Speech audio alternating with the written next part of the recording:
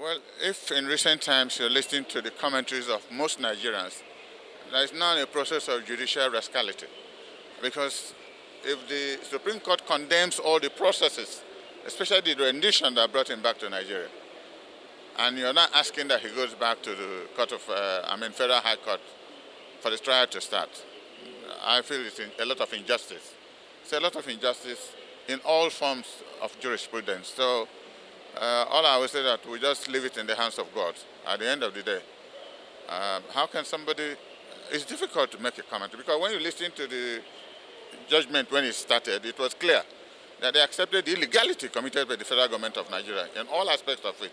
And yet you went on to this, to remove the judgment of the appeal courts because of lack of jurisdiction, which they learned about the lower court.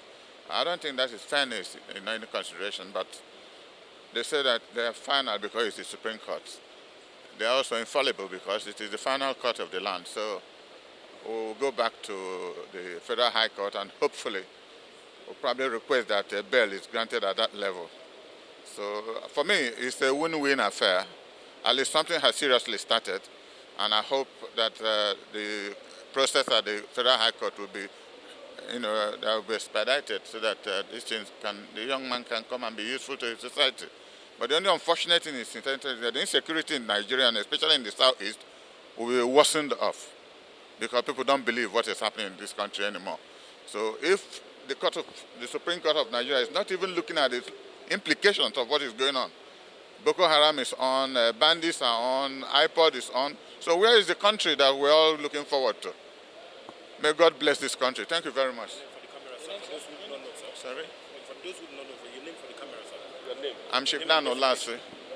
I'm Chief Dan Ulasi, and an Igbo small statesman. Thank you very much. I appreciate it.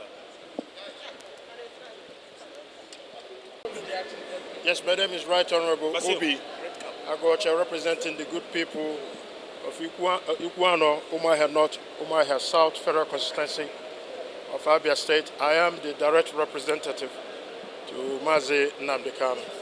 It's indeed a very sad day today. If you looked at the judgment, the court showed empathy in the way the rendition was conducted, the torture, the treatment meted out to Mazi Nnamdi Kanu. It's just a technical matter, just like the counsels for Mazi Nnamdi Kanu has stated. But I'm sure they are going back to the drawing board, starting again from the High Court all the way to the Supreme Court. The Supreme Court is sympathetic to the plight of Mazi Nnamdi Kanu, and I believe there's hope at the end of the tunnel. Thank you very much.